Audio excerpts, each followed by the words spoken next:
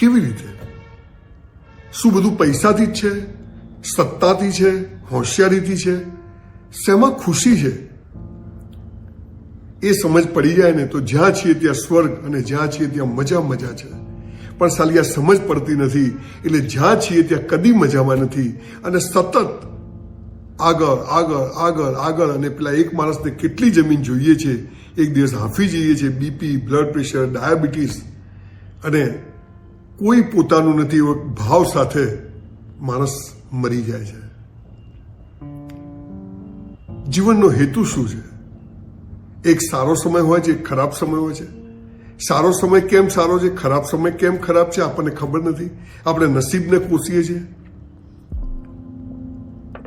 હું જ્યારે નાનો હતો, એક રૂમનું ઘર, એક નાનકડું રસોડું, એનાથી મોટું અત્યારે મારું બાથરૂમ છે. એ રસોડામાં અંદર પાણીની ટાંકી, એમાં 2 પ્રાઇમર્સ, એક ડિવેટ વાળો ને એક ધમાલિયો પ્રાઇમર્સ. મારી બા બડી મુશ્કેલથી એમાં ઊભી રહી શકે ને અમે અંદર જઈએ તો બહાર નીકળવું મુશ્કેલ, એટલું નાનકડું રસોડું. રેશન કાર્ડનું, અમારા ત્યાં એક રેશન કાર્ડની દુકાન હતી, તો મારી બા મને સાથે લઈ જતી થેલીઓ પકડવા. એ રેશન કાર્ડમાં બધું નોંધ કરે કે આ 500 ગ્રામ, કિલો, અને ગાંઠોવાળી ખાંડ, એ પામોલીન તેલ, એ લઈને બધા ખુશી ઘરે આવવાનું કે ચલો સરસ, મજા આવી ગઈ. આજે સનફ્લાવર આવે છે ઘરમાં, સ્લીક છે, પેલી ચીમની વાળી સિસ્ટમ છે. એ વખતે પણ એટલી જ ખુશી હતી, જરાય દુઃખ નહોતું. મારી બાએ સમજાવ્યું કે આપણે કંઈક ગયા જન્મમાં સારા કર્મ નથી કર્યા એટલે ભગવાને ગરીબ બનાવ્યા છે. હવે સારા કર્મ કરશું તો સરસ બનશું.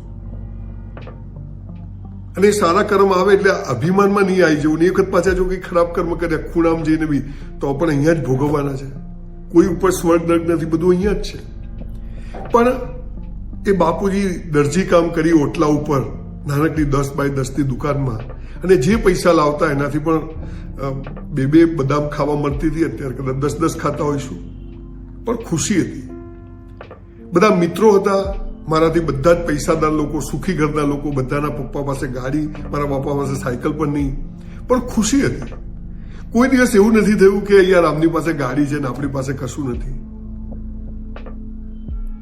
આ જે ખુશ રહેવાની વાત હતી એ માણસ ભૂલી જાય છે અને બીજાના મહેલો જોઈ, બીજાની ગાડીઓ જોઈ, બીજાની સત્તા જોઈ, પૈસાની પ્રસિદ્ધિ જોઈ, અને માણસ એવી દોડમાં દોડે છે કે જે આજનું સુખ છે, આજની ખુશી છે, એ છીનવાઈ જાય છે.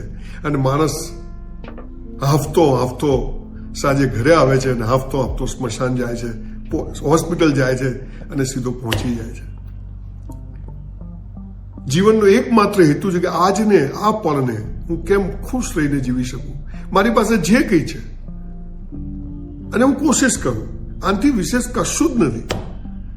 ગમે તેવો ખરાબ સમય, એ ખરાબ સમય એ સાપેક્ષવાદમાં છે કે બીજા કરતા આપણો ખરાબ છે. પણ એ રેશન કાર્ડનું ખાવા મળતું હતું ત્યારે એવા પણ લોકો હતા કે જે ભીખ માંગે પણ પૂરું નહોતું થતું. તો એના માટે તો આપણે બધા અમે લોકો હું મારી જાતને બહુ નસીબદાર માનતો હતો. આજે મારાથી હજારો લાખો લોકો સુખી છે પૈસાથી, તો હું તો એમ જ માનું કે હું તો ગરીબ છું, તો હું તો દુઃખી થઈ જઉં. આ જે વાત માણસ જો સમજી જાય તો હું માનું છું કે એ જીવનની સૌથી મોટી ઉપલબ્ધિ છે કે જે કંઈ છે એમાં હું ખુશ છું. હિટલર જતો રહ્યો, સિકંદર જતા રહ્યા, અચ્છા જતા રહ્યા, તિસ્માર ખાનો જતા રહ્યા, બધા ભેગું કરેલું બધું અહીં મૂકીને ગયા. લોકોએ આખી જિંદગી વાપર્યું નહીં, એમના છોકરાઓ જલસાથી જીવે છે. એટલે જીવનનો એકમાત્ર હેતુ સમજાઈ જાય કે જે કંઈ છે એમાં ખુશ રહેવું. ગમે તેવો ખરાબ સમય આવે, પણ એ ખરાબ સમય આપણે બીજાની સાપેક્ષમાં ખરાબ લાગે છે, પણ એનાથી પણ ખરાબ સમયવાળા લોકો હોય છે. મુકેશભાઈ અંબાણી હોય કે દુનિયાના ધનાઢ્ય લોકો હોય, એ લોકોને કઈ પ્રોબ્લેમ આપણાથી ઓછા નથી. ત્યાં ટકી રહેવું ને એ સૌથી મોટો પ્રોબ્લેમ છે, સૌથી મોટી ચેલેન્જ છે. એટલે ખાસ હું મારા સેમિનારમાં બધી વાતો કરતો હોઉં છું. આજે મને થયું કે સાદી સિમ્પલ વાત કહું કે એ સાયકલ લઈને હું કોલેજ જતો, કે સાયકલ લઈને રાત્રે હોટલમાં વેઇટરની જોબ કરવા જતો, ત્યારે પણ એટલી જ ખુશી હતી. રાત્રે ચાલતા આઈસ્ક્રીમ અડધી ડીશ બાપુજી ખવડાવે લારીમાંથી, મજા હતી. એ બસમાં પહેલી વાર અમદાવાદ આવ્યો, પેલા લાલ પાટિયાવાળાના પૈસા એટલે બ્લેક પાર્ટી એટલે બધે ઊભી રહે, 4:30-5 કલાકે પાલનપુરથી અમદાવાદ બસ આવી, પણ મને એમ થયું કે હું વિમાનમાં બેઠો છું. એટલી ખુશી હતી. આજે વિમાનમાં અમેરિકા જઈએ કંટાળી જઈએ કે ક્યાં પડ્યું છે, ક્યાં જઈએ છીએ આપણે. એટલે 5 લાખનું ડાઇનિંગ ટેબલ આવે પણ 5 લાખમાં ભૂખ ના આવે, 5 લાખનો પલંગ આવે પણ 5 લાખમાં ઊંઘ ના આવે. આ સમજાઈ જાય તો બેડો પાર છે. બાકી બુદ્ધિથી હોશિયાર થવું બહુ સહેલું છે, પણ અહીંથી હોશિયાર થવું બહુ અઘરું છે. અને આપણે બધું જ એજ્યુકેશન અને પ્રગતિ બુદ્ધિથી કરવામાં સમજવાવાળા લોકો થઈ ગયા છે. અને એટલે દિવસે ને દિવસે અજંપો, ડિપ્રેશન, હતાશા, નિરાશા જીવનમાં વધતી જાય છે. પણ જે છે એમાં ખુશ છું. હું એ જ સંજય રાવલ છું. ઘરમાં નહીં, ગામમાં ક્યાંય કોઈ નહોતું સાંભળતું. આજે હું એ જ સંજય રાવલ છું. મહિનામાં 20 સેમિનાર કરું છું. 5-5 હજાર લોકો ઊભા હોય છે, બેઠા હોય છે, ઊભા થઈને તાળીઓ પાડે છે. પેલા ઘરમાં કોઈ નહોતું પાડતું. એ વખત બી ખુશ હતો. આ ખુશી એ માણસની પોતાની મૂડી છે.